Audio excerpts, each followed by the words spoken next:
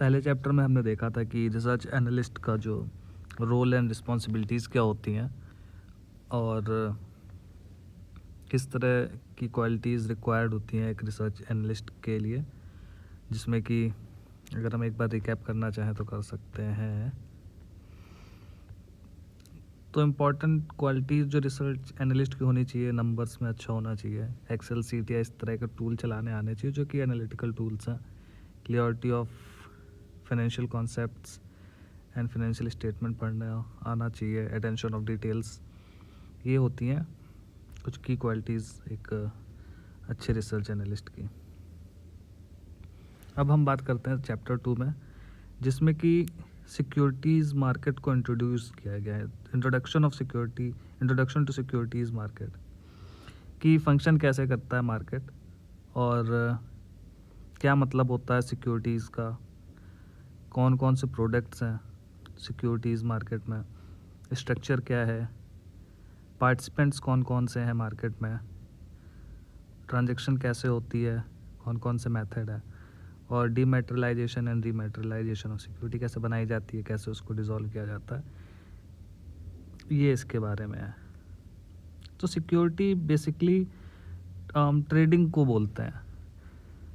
जैसे कि सिक्योरिटी हो गई, इक्विटी हो गई, मेटल्स हो गई, ये हो गई आपकी सिक्योरिटीज़, इन्हीं को सिक्योरिटीज़ बोलते हैं। जनरली जो हम यूज़ करते हैं टर्म इक्विटी बोल देते हैं, शेयर बोल देते हैं, शेयर मार्केट बोल देते हैं। जो शेयर मार्केट हो, पूरा शेयर मार्केट जो है पूरा का पूरा एक मार्केट हो गया।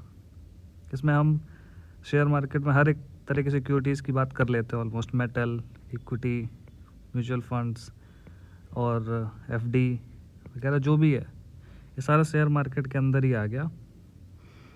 तो securities are transferable financial instrument लिखा हुआ है, ओनरशिप इंटरेस्ट इन एसेट्स। तो कोई भी आपके पास एक डॉक्यूमेंट जिससे कि आप किसी भी तरह का कॉन्ट्रैक्ट है जिसमें कि लिखा हुआ है कि भाई आप उस एक एसेट की तरह उसको यूज़ कर रहे हो, आपने किसी को पैसे दिए हुए हैं, आपने कुछ ऐसा टूल बना रखा है कि हाँ वो सिक्योरिटी के अंदर आ जाएगी। उसको कैसे यूज़ करना है, वो जो टर्म्स एंड कंडीशन है वो उस पर मैटर करेगा।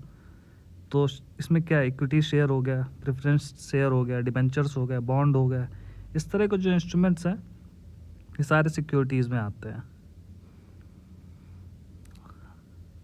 तो सिक्योरिटी का मतलब क्या है, raising funds through issue security also. तो किसी भी व्यक्ति को या किसी कंपनी को पैसे चाहिए, फंड रेज करना है, उसने एक पेपर बनाया, उसमें लिख दिया कि मुझे भाई 50,000 रुपये चाहिए और जो ये पैसे देगा मैं उसको कुछ राइट्स दूंगा कंपनी में और फ़ायदा दूंगा। तो ये जो पेपर बना इसको सिक्योरिटी बोल दी गई। अगर सिंपल टर्म्स में देखा जाए, सिक्योरिटी बन गई, लोगों ने उसे 50,000 रुपये दिए, उसने वो पेपर दिया, वो पेपर लीगल है, वैलिड है।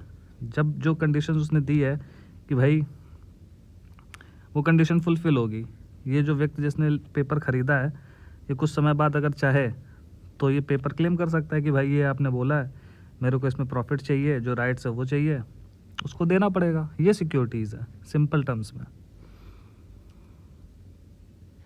अब क्या है कि सिक्योरिटीज़ जो है वहाँ पे बायर भी चाहिए, सेलर भी चाहिए, तो इसको कैसे एफिशिएंट बनाना है ये भी है।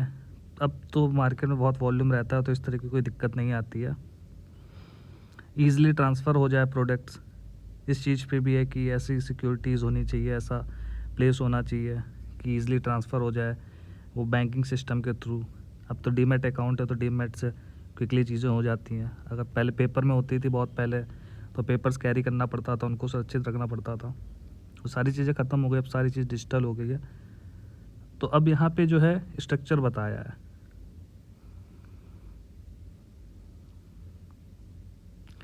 कि किस तरह जो है वो मार्केट काम करता है हमारा।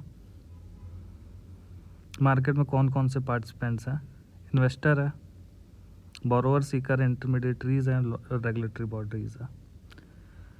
अब unemployed money should be invested in which, हाँ सिक्योरिटीज़ होता है क्या है, अब हमारे पास, मैं नौ जॉब करता हूँ, एक एग्जांपल लेते हैं, और मेरे पास 10,000 रुपये बच जाते हैं जॉब करने के बाद। तो ये 10,000 रुपये मैं ऐसा कहाँ लगा दूँ, किसको दे दूँ कि ये जो पैसा है मेरा इन्वेस्ट हो जाए, और जिसको दूँ मैं, जो बंदा ले रहा है, वो पैसा किसी ऐसी जगह पे लगा रहा है, बिज़नेस पे लगा रहा है जिससे कि उसकी ग्रोथ होने के चांस है। वो ग्रोथ देख रहा है कि हाँ, मेरे को अगर पैसा मिलेगा तो मैं इस चीज़ में लगा दूंगा, तो मेरा बिज़नेस बढ़ेगा और उस बिज़नेस की इनकम से मैं उन लोगों को पैसे वापस कर दूंगा। तो ये जो है पूरा प्रोसेस यही चलता है। इसमें बहुत सारी चीज़ें और हो जाती हैं कि ये दो लोगों के बीच की बात नहीं रह जाती है, इसमें इंटरमीडिएटरीज आ जाते हैं कि जो आप पैसा ले दे रहे हो वो किसी एक प्लेटफॉर्म के थ्रू ले दे रहे हो, और इसमें एक रेगुलेटरी बॉडी, एक लॉयर, एक तरीके से कह लो कि दोनों के बीच के जो लेन देन है वो लीगल तरीके से होना चाहिए। तो रेगुलेटरी बॉडीज़ में आ गया, जिसमें कि सेबी हो गया, और यूएसए में एसईसी होता है, सेक होता है। इंटरमीडिएटरीज में बैंक ब्रोकर्स हो गए, बोरोवर सीकर में जिसको पैसे की ज़रूरत है, इन्वेस्टर हो गया। तो ये फ्लो रहता है, ये चार्ट है। ये है सरप्लस इनकम, जिसके पास पैसे हैं ज़्यादा, house hold, business firms, government. Intermediaries हो गई, ब्रोकर हाउस, ब्रोकिंग हाउस, और फंड सीधा आ गया। और रेगुलेटरीज बॉडीज़ भी बीच में होती हैं।